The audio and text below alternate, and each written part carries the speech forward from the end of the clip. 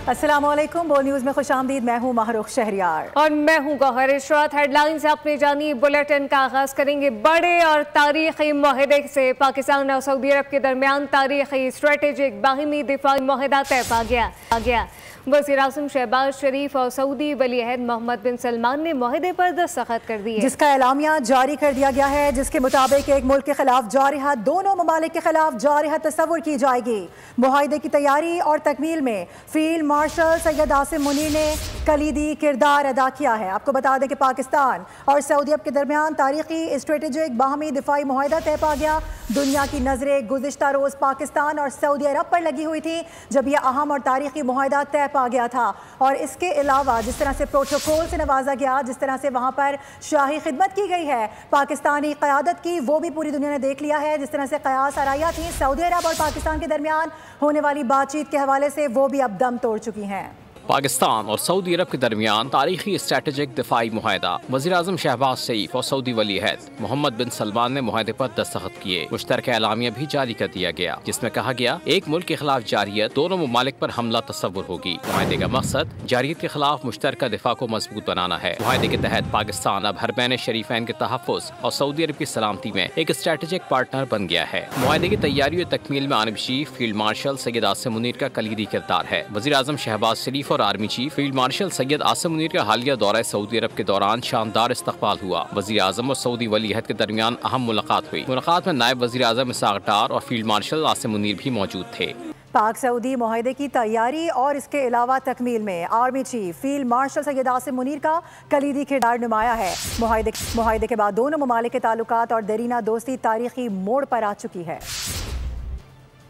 Field marshal का सिफारती महाज पर भी बड़ा कारनामा। पाक सऊदिया मुआहदे में तैयारी से तकमील तक किरदार कलीदी और नुमाया रहा। मुआहदे के बाद कई दिहाइयों पर मुहित फौजी ताउन, मुश्तरका मशकों और दिफाई ताल्लुकात बाकायदा स्ट्रेटेजिक शराकत दारी का रूप इख्तियार कर गए हैं। मुआहदे से न सिर्फ खत्ते में अमन और आलमी सलामती को फरोग मिलेगा, बल्कि इक्तिसादी, सिफारती और अस्करी मैदानों में भी वसी मौके पैदा होंगे। SMDA मुआहदे के बाद पाक सऊदिया ताल्लुकात का नए तारीखी बाब का आगाज हो गया है। इससे पहले दौरा सऊदी अरब ने वज़ीर-ए-आज़म और फील्ड मार्शल का शानदार से भी बेहतरीन इस्तकबाल किया। पुरतबाक इस्तकबाल का आगाज फिजा से ही हो गया था। इस बेमिसाल इज़्ज़त और तकरीम ने वाज़ेह किया कि ये रिश्ता महज सफारत तक महदूद नहीं, बल्कि हरमैन शरीफैन और रोज़े रसूल की वजह से अकीदत और एतमाद की गहरी बुनियादों पर कायम है। अहम खबर। बलूचिस्तान जिला खुजदार में सिक्योरिटी फोर्सेस का इंटेलिजेंस बेस ऑपरेशन। फायरिंग के दौरान 4 भारतीय सरपरस्त दहशतगर्द बासिल जहन्नुम कर दिए गए। ISPR के मुताबिक सिक्योरिटी फोर्सेस ने मौसर अंदाज में दहशतगर्दों के ठिकाने को निशाना बनाया। तफसीलात क्या है, नुमाइंदा खुसूसी सलमान अवान से जानते हैं। जी सलमान। जी बिल्कुल, ये कार्रवाई 17 सितंबर को की गई और ये खुजदार के इलाके में की गई है, जहां पर ISPR की जानिब से बताया गया है कि फितना हिंदुस्तान भारतीय प्रॉक्सी की जो दहशतगर्द हैं उनकी मौजूदगी की इत्तला पर बुनियादी तौर पर एक इंटेलिजेंस बेस्ड ऑपरेशन किया गया। और इस ऑपरेशन के दौरान सिक्योरिटी फोर्सेज ने बड़े मौसर अंदाज में दहशतगर्दों को ठिकाने को निशाना बनाया और इस कार्रवाई के दौरान शदीद फायरिंग के तबादले में 4 भारतीय स्पॉन्सर्ड दहशतगर्दों को जहन्नुम हासिल कर दिया गया है। और दहशतगर्दों के कब्जे से बड़ी मिकदार में वेपन्स, एमिनेशन और एक्सप्लोसिव्स वगैरह भी बरामद हुए हैं। और बताया गया कि दहशतगर्द इस इलाके के अंदर दहशतगर्दी की कई कार्रवाइयों में भी मुलविस है। इस वक्त लेटेस्ट अपडेट ये है कि इस इलाके को दहशतगर्दों से मुकम्मल तौर पर पाक करने के लिए एक सैनिटाइजेशन ऑपरेशन किया जा रहा है। और उसके साथ ही ये बात वाज़ेह कर दी गई है कि पाकिस्तान की सिक्योरिटी फोर्सेज बदनज़ीर से भारतीय स्पॉन्सर्ड दहशतगर्दी के मुकम्मल खात्मे के लिए पुरअज़्म है और दहशतगर्दों को और उनके सहूलतकारों को हर हाल में इंसाफ के कटहरे में लाया जाएगा। जी, हर हाल में इंसाफ के कटहरे में लाया जाएगा। सलमान अवान अपडेट कर रहे थे, आपका शुक्रिया। एक बार फिर से बात कर लेते हैं अहम दौरे से मुतालिक। शानदार इस्तकबाल पर वज़ीर-ए-आज़म शहबाज शरीफ का शहजादा मोहम्मद बिन सलमान के लिए शुक्रिया का ट्वीट। वज़ीर-ए-आज़म ने ट्वीट में लिखा कि दौरे रियाज़ में शहजादा मोहम्मद बिन सलमान की जानिब से पुरतपाक इस्तकबाल से बहुत मुतासिर हुआ। ये इस्तकबाल दोनों ममालिक के दरमियान मुश्तरका मोहब्बतों और एहतराम पर मबनी रिश्तों का अक्कास है। दौरे के दौरान इलाकाई मसाइल और बाहमी ताउन के फ़रोग पर भी तबादला ख्याल किया गया। वज़ीर-ए-आज़म ने अपने जज्बात का इजहार करते हुए मज़ीद कहा कि पाकिस्तान के लिए सऊदी वली अहद वालियत की मुसलसल हिमायत और दो तरफा ताल्लुकात की वुसअत में उनकी दिलचस्पी का मोतरफ हो गया हूँ। पाक सऊदी तारीखी स्ट्रेटेजिक दिफाई माहदे की कामयाबी पर वज़ीर दिफा ख़ाजा आसिफ का ट्वीट भी सामने आया। वज़ीर दिफा ने दिफाई माहदे को पाकिस्तान और सऊदी अरब के बिरादराना ताल्लुकात की तारीख का अहम मोड़ करार दे दिया है। ख़ाजा आसिफ ने ट्वीट में मज़ीद लिखा, दो बिरादर मुल्क का दुश्मन के सामने सफ़ियारा शाना बशाना है।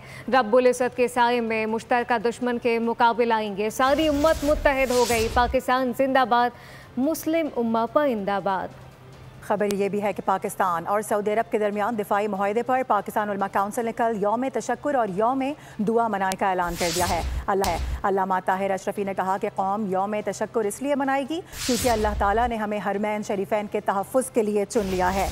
दिफाई मुआहदे पर वली अहद मोहम्मद बिन सलमान, सऊदी वज़ीर दिफा वज़ीर आज़म शहबाज शरीफ और फील्ड मार्शल सैयद आसिम मुनीर मुबारकबाद के मुस्तहिक हैं। अल्लामा ताहिर अशरफी ने कहा है कि पाकिस्तान और सऊदी अरब का दिफाई मुआहदा एक पैगाम है। पाकिस्तानी अफवाज को मुबारक हो कि वो अर्ज़े हरमैन शरीफैन का दिफा करेंगे। गुज़िश्ता रोज़ पाकिस्तान को बड़ी सारी कामयाबियां और खुशियां मिली हैं। एक और कामयाबी और खुशी ये भी है कि पाकिस्तान ने एशिया कप T20 के सुपर 4 मरहले के लिए भी क्वालिफाई कर लिया है। दुबई में इवेंट के 10वें मैच में UAE को 41 रन से शिकस्त दे दी गई। 147 रन के हदफ के ताक़ुब में UAE की टीम 105 रन पर ढेर हुई। एशिया कप में एक और पाक भारत टाकरा कन्फर्म हो गया है। सुपर 4 मरहले में रिवायती हरीफ 21 सितंबर को आमने सामने होंगे। और माफ़ी मंगवा कर ही छोड़ी, एंडी पायरक्राफ्ट के हवाले से जारी तनाज़े का ड्रॉप सीन हो गया है। पाकिस्तान और UAE के मैच को मुतनाज़े ICC मैच रेफरी ने सुपरवाइज किया, लेकिन जराए बता रहे हैं कि एंडी पायरक्राफ्ट ने अपनी गलती का एतराफ़ करते हुए माफ़ी मांगी है। हक और सच का हुआ बोलबाला, पाकिस्तान के दुश्मन का मुंह हुआ काला। भारत के ले पालक नमकख्वार पालतू उनके इशारों पर दुम हिलाने वाला एंडी पायरक्राफ्ट आखिरकार घुटनों पर आ गया। पाकिस्तान से मैच के दौरान भारतीय सहूलतकारी पर माफी मांगकर ही उसकी जान बख्शी हुई। PCB ने अपने कार्ड्स इंतहाई मुशावरत से खेले। एक जानिब ICC पर दबाव बरकरार रखा तो दूसरी तरफ एंडी पायरक्राफ्ट के हवाले से गैर लचकदार रवैया अपनाया। साबिक जिम्बाब्वियन क्रिकेटर ने भारतीय छतरी के साए तले अपने आप को महफूज जाना, जो उसकी संगीन गलत फहमी साबित हुई। चेयरमैन PCB मोहसिन नकवी ने मामले की संगीनी और अहमियत के पेश नजर अपने रुफ़का के अलावा PCB के दो साबिक सरबराहान नजम सेठी और रमीज राजा को भी मुशावरत के लिए तलब किया। जराये के मुताबिक दोनों के फीडबैक ने भी चेयरमैन PCB को फैसले पर पहुँचने में बहुत मदद की। हमने को रिक्वेस्ट की थी कि जो 14 सितंबर को कोड ऑफ कंडक्ट की वायलेशन हुई हैं उसके ऊपर एक इंक्वायरी करें। पॉलिटिक्स आज भी हम बिलीव करते हैं और क्रिकेट साथ साथ नहीं चल सकते। क्रिकेट है वो इस सारी चीज़ से बालातर होनी चाहिए। अगर हमें बाइकआउट पे भी जाना था तो एक बड़ा डिसीजन था। प्राइम मिनिस्टर, गवर्नमेंट ऑफिशियल्स, बहुत सारे लोग इसमें इन्वॉल्व थे, उन सब की सपोर्ट हासिल थी। लेकिन डेफिनेटली ये दोनों ख़ास तौर पे आए और हम मुसलसल इस चीज़ को मॉनिटर कर रहे थे, बिकॉज आखिरी टाइम पे क्या फ़ैसला होता है हमें ख़ुद भी नहीं अंदाज़ा था।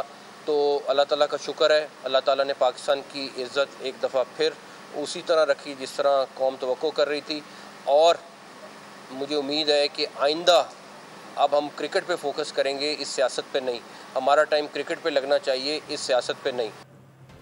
और एशिया कप के ग्रुप बी में आज अहम मैच खेला जाएगा। अबू धाबी में श्रीलंका और अफगानिस्तान की टीमें आमने सामने होंगी। मैच पाकिस्तानी वक्त के मुताबिक शाम 7:30 बजे शुरू होगा। ग्रुप बी के पॉइंट्स टेबल पर श्रीलंका 4 पॉइंट्स के साथ पहले नंबर पर है, जबकि बांग्लादेश भी 4 पॉइंट्स के साथ दूसरे नंबर पर मौजूद है। अफगानिस्तान के लिए सुपर 4 मरहले में जगह बनाने का वाहिद श्रीलंका के खिलाफ फतह है। वर्ल्ड एथलेटिक चैंपियनशिप के जेवलिन थ्रो फाइनल में पाकिस्तान के अरशद नदीम अब भारत के नीरज चोपड़ा एक दूसरे के मद्दे मुकाबले आएंगे। टोक्यो में जारी चैंपियनशिप का जेवलिन थ्रो फाइनल से पहले 3:30 बजे शुरू होगा। अरशद नदीम तीसरे नंबर पर थ्रो करेंगे। पहले राउंड में तमाम एथलेटिक 3-3 थ्रोज करेंगे। दूसरे राउंड में टॉप 8 थ्रोअर को मज़ीद 3-3 थ्रोज मिलेंगी। क्वालिफाइंग राउंड में अरशद नदीम ने 85.28 मीटर की थ्रो की, जबकि नीरज ने नेज़े को 84.85 मीटर तक फेंका। यहाँ वक्त हो गया है एक ब्रेक का, हमारे साथ रहिए।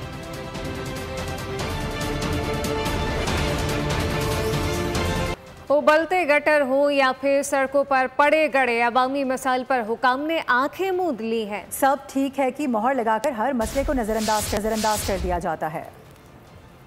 अब बहाने नहीं चलेंगे, वादे दावे सब हुए पुराने। लफ्जों का खेल हुकूमती वादों को कर रहा है फेल।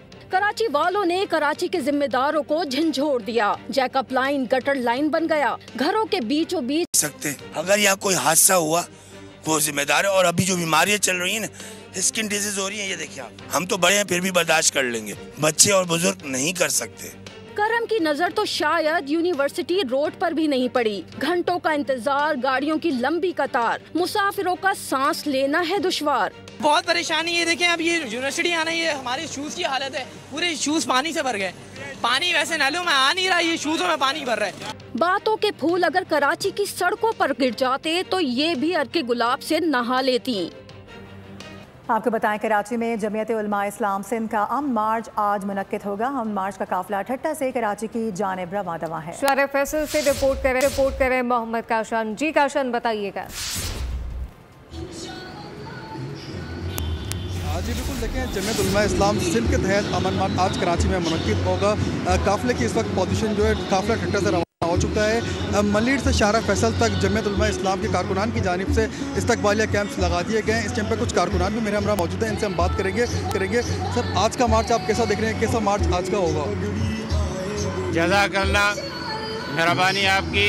अल्हम्दुलिल्लाह 14 सितंबर कश्मीर से चलने वाला काफिला कल रात को टट्टा पहुँच और टट्टे से जो है सुबह 10 बजे तर पार कर मीरपुर खास, टंडो मोहम्मद खान, टंडो आलायार और इन तमाम अजला के तहसीलों के हमारे तमाम जो है काफिले हैं वो कायदे से अल्लामा राशिद महमूद सोमरो साहब की क़ियादत में वहाँ से टट्टा से रवाना हो चुके हैं। और इंशाअल्लाह 2 बजे जो है ये कायदाबाद मलीर पहुँचेंगे।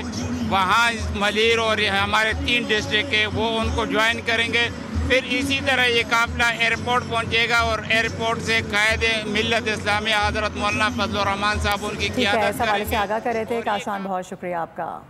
कराची शारा कायदीन पर अहले गजा से इज़हार यकजहती के लिए गजा चिल्ड्रन मार्च किया जा रहा है। हमारे नुमाइंदे कफील अहमद वहाँ से हमें रिपोर्ट कर रहे हैं, उनसे बात करेंगे। कफील, बताइएगा। अहले गजा से इज़हार यकजहती के इज़हार मोहब्बत के लिए इस वक्त कराची भर के जो सरकारी स्कूलों के तलबा और तालबात हैं उनकी एक बहुत बड़ी तादाद इस वक्त शारे कायदीन पर अहले गजा से यकजहती के लिए यहाँ मौजूद है। मेरे कैमरामैन इस वक्त यूसुफ दिखाएंगे तारीख सिग्नल है, उस सिग्नल से देखिए पूरे शारे कायदीन खुदादाद कॉलोनी तक जो है वो तमाम दोनों जो ट्रैक हैं वहाँ पर तालबात और तलबा की बहुत बड़ी तादाद जो है वो इस वक्त यहाँ चिल्ड्रन गजा मार्च के अंदर जो है वो मौजूद है। जो इस वक्त इनका मुतालबा है कि बर्बरियत, इजराइल की जो बर्बरियत है उसके खिलाफ दुनिया भर के जो इस्लामी मालिक है दुनिया भर इसका नोटिस ले और जो फलस्तीन है उनसे इज़हार यकजहती किया जाए। और इस वक्त जुल्म और बर्बरियत जारी है इजराइल की जानिब से, उस पर जो है वो बातचीत की जाएगी। एक बहुत बड़ी तादाद जो इस वक्त शारे कायदीन पर मौजूद है। आगे बढ़ेंगे, सैलाब की तबाहकारियों का जिक्र करेंगे। सियालकोट से सैलाब तो जा चुका है लेकिन 200 घरों पर मुश्तमिल इलाका अब भी पानी में डूबा हुआ है।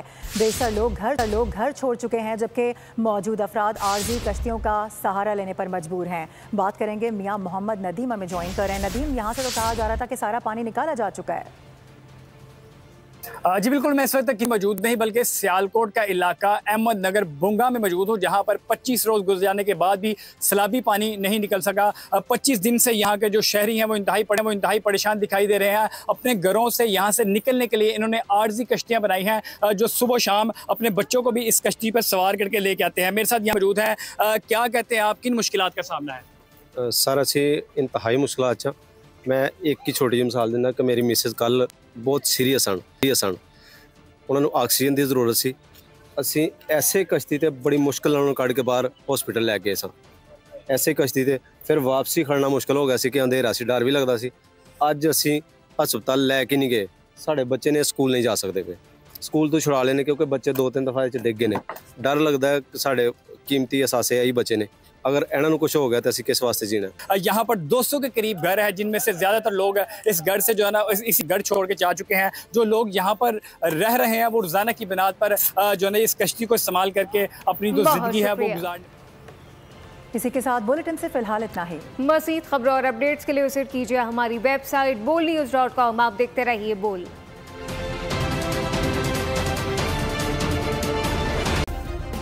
सब्सक्राइब करें और बेल दबाएं ताकि कोई खबर रह न जाए।